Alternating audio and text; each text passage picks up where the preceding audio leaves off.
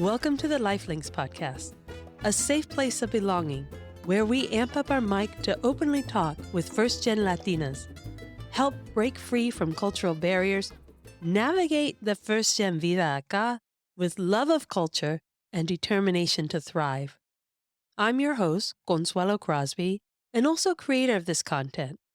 If you'd like to chat more about what you've heard here today, then reach out to me through our website at thelinks.com. That's LNXX. Or through our Instagram profile at Lifelinks. I'd love to listen to your stories, add them to our narrative, and create our truth as a comunidad.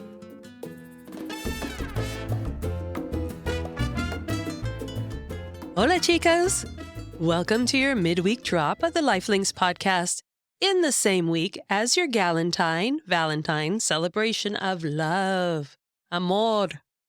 Now, I know people don't always get into the mood of a planned day of red roses and dinner, but then again, why not? Why not? Before there was corporate consumerism, people and the traditions actually lived this out loud. They lived it in their yearly celebrations of simple gratitude for each other. So I hope you reveled in love with your family, your partners, your amigas, your sisterhood, our community. And with that love, keep reveling in Black History Month, emphasizing the profound cultural impact of Afro-Latinas and the importance of sharing ancestral cultural knowledge. Now, today is a Pod Club episode. So by now, you know, these are the episodes following interviews where we cull the gems out of everything that was talked about and really focus in on the ones that resonate with many of us. So in last week's episode, María Marqués shared her personal story of the Peter Pan organization, a U.S.-based plan that moved 14,000 Cuban children from their families, of which she was one, in an attempt to sway the Cuban Revolution in the early 1960s. For those of you who had never heard of this piece of America's history, no worries, you are not alone. This is something I never would have heard of, and I actually lived through it. It was never told here. If it weren't for Mari, I would never have known about it or the intense impact it had on so many people here today.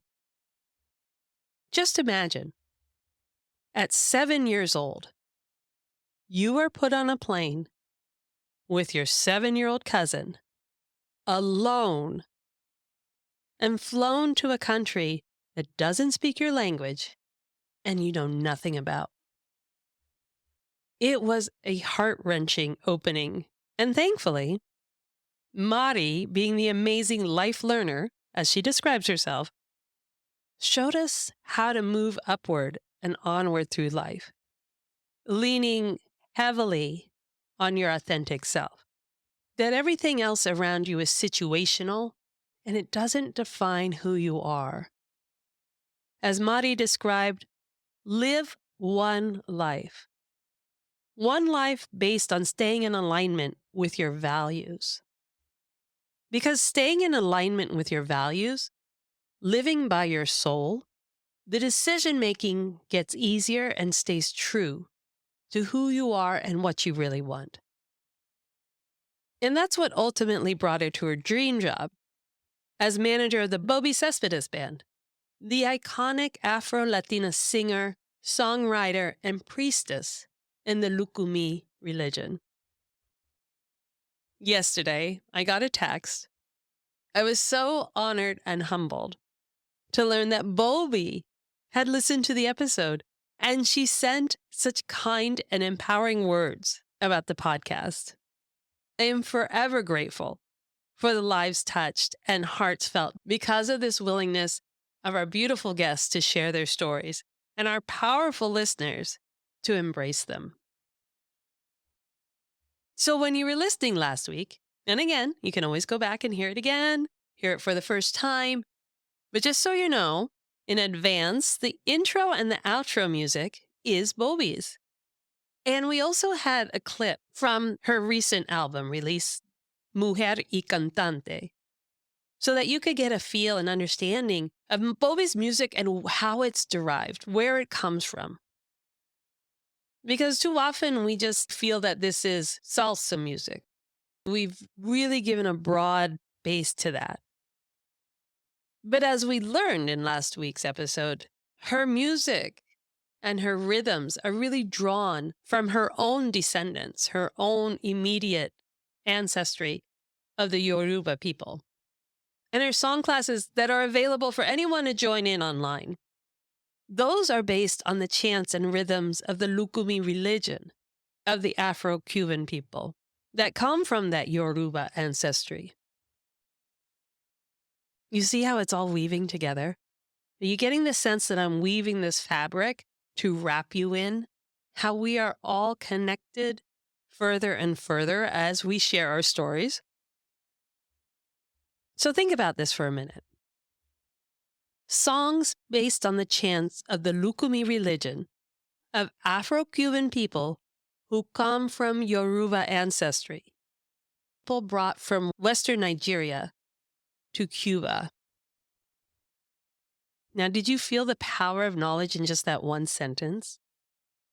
Knowledge that may have been lost if Bobby Cespedes hadn't felt aligned to carry forward the Lukumi traditions of her ancestors. Now, to help frame that power and importance of carrying this knowledge forward, let's give some background that Mari shared in our conversation outside of last week's episode. Because like she mentioned at the end, it was really difficult to edit down all that wealth of knowledge and information, both ancestral and current day, that Mari just has in her memory. It's just profound. So I'm including now a clip that was part of the interview process, but it wasn't included in last week's episode. But this will help give further understanding to this ancestry, this cultural knowledge of Bobby's that she's sharing with us through her music and her song classes. So take a listen. So in Cuba, the two most important African cultures in terms of influence are the Yoruba and the Congo. And Bobby had descendants from both those peoples. She's straight like descendant with an aunt that barely spoke Spanish or spoke with very African influence. So it's very close to the roots. One of the interesting things about Cuba, interesting, quote unquote, because it's also one of the tragedies, but that enslaved people, they were still being shipped to Cuba through the late 19th century. Where in the United States, the shipment and trade of enslaved people was ended much earlier. But in Cuba, there were enslaved people that came from the continent to Cuba, end of 19th century. So when you think about that generation that would have come directly from the continent, much more recent, and the influence is so much more alive in the connection. I didn't know that. So very fascinating history. Yeah, so there's a deeper connection. Yes. It hasn't been lost. More direct connection. Oh my goodness. That's beautiful. There's a film, I believe is on Netflix, about the Yoruba and the influence in New World cultures. It's filmed by an American man of Yoruba descent, and partly in Nigeria, Brazil, Trinidad, Tobago, and Cuba. So it has a tremendous influence in the Caribbean. It's certainly Puerto Rico and Cuba, Trinidad, Brazil. Those are the major areas of influence of the Yoruba descendants in the so-called New World. So this is the power. This is the power of passing down this ancestral cultural knowledge. Because the Yoruba people, direct from Western Nigeria at the turn of the 20th century, we're talking just over 100 years ago, were living in Cuba and the Caribbean countries. They were bringing their traditions, their music, and oral language here to keep them close to their home, to their family, and faith, to survive this horrible event of being stolen from their country, all as part of a slave trade.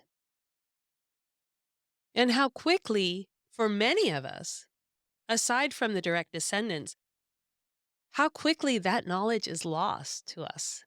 When we think of Cuba, we don't think that people were brought there, stolen from their homeland just over 100 years ago. And it speaks to how quickly a language can be lost from the diaspora, if not memorialized, if it's not learned and passed on by those who live away from its origin.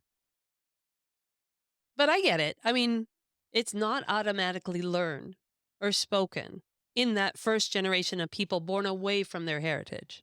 Because, like many of us, we're just trying to survive in a culture that's foreign, that may not support us, that wasn't designed for us. And there's a lot of struggle embedded in that. And it's a struggle that early on in a childhood, you associate with your difference. The difference being you come from a heritage that's not where you live. Intellectually, I think the burden is already there where we may not learn the language, we may not learn the traditions or anything about our heritage because that only makes it more difficult at a time when trying to figure out who you are and having friends or fitting in is already really hard.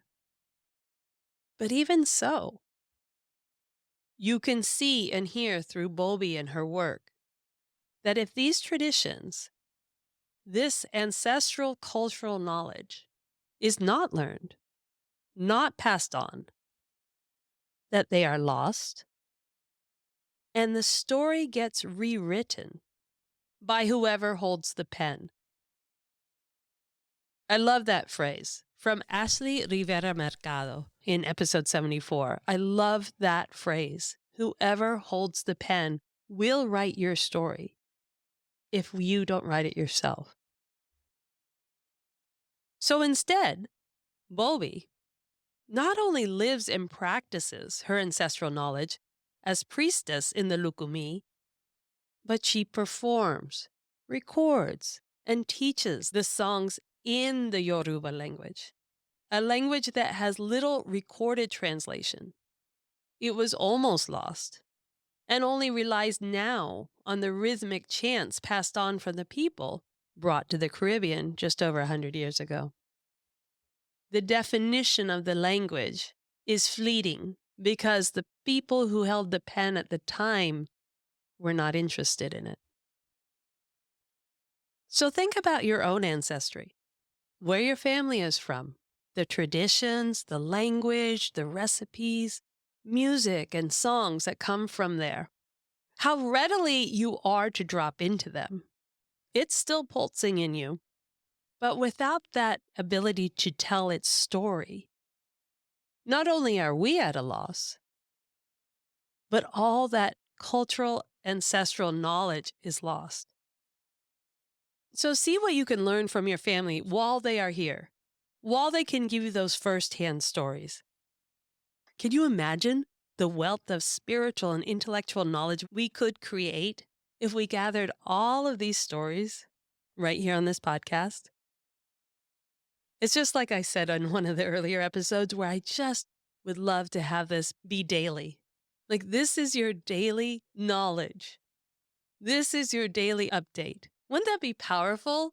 More than all the things going on in the world right now, which don't really always feed us or fuel our soul, I think these stories would.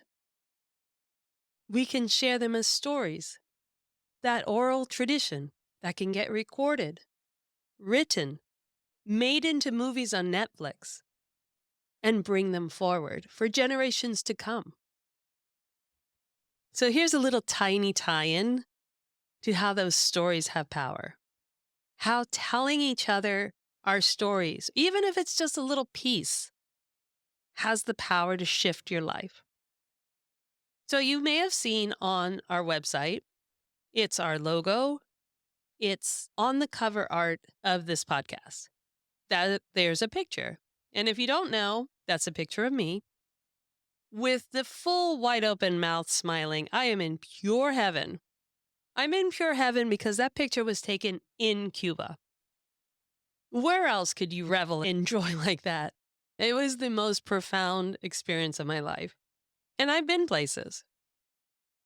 But it was profound because we went on a trip with Mari, who was very well versed and intentional on bringing us to locations in Cuba to experience the artists and support their talent and their craft, whether it was music or art or photography, dancers, throughout this one region. It was such a powerful experience. It was like traveling through the eye of a needle. Have you ever heard that expression? Traveling through the eye of a needle. You know how tiny that is because I can't even get the thread through it anymore. But it's when all the planets align for something to happen and you realize that you have this one chance and you take it. And we did. And at that time, this is 2019. Yes, before the infamous, before everything went sideways.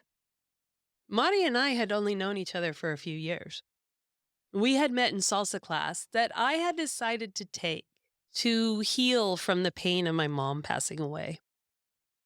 There's something about the music, the movement, the memory that I just needed to immerse myself in. And Mari was in that class and she saw, I guess, the expression on my face one day. And she just came over to me and asked, "Are you okay?" And I remember being in a fuzzy state of unawareness and just trying to get in my groove of someplace kind and soft.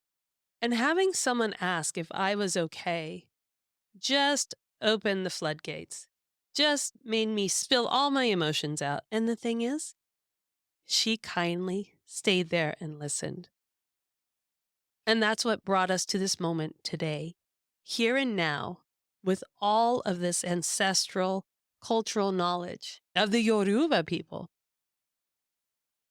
The power of sharing, of passing on stories, of reaching out to our community in times of pain, joy, silliness. It is our superpower. It is what keeps our narrative true and known so that generations following will learn from the true source. So from my pain of my mother's death, to salsa class, to Mari, to Cuba, to Bobby Cespedes, to the Lukumi traditions and Yoruba people of Western Nigeria, to this podcast being shared around the world. Never underestimate the power of your words and actions and passing on the ancestral cultural knowledge that you hold that creates the narrative of our comunidad. And with that power, look forward to next week's episode with Leticia Lopez, a data analyst for risk assessment who has this gift of the power of words. Now, Leticia works in the hospitality industry that was devastated in COVID, shut down completely. But not only did she keep her job, she was promoted. Leticia has moved through so many challenges, yet continues to rise successfully against these intense odds. And next week, she's going to share how she does it. So tune in and learn the power of words to get what you want. As always, thank you for kindly sharing this podcast with your community and leaning in to learn from our guests and support their businesses or their ventures. You can follow or subscribe to the podcast by tapping that button on Spotify or Apple or Amazon or any of the streaming platforms, and that way make sure you don't miss one of these episodes. You never know what you'll learn and where it's going to take you, amigas. Step into your truth, ladies. Ciao.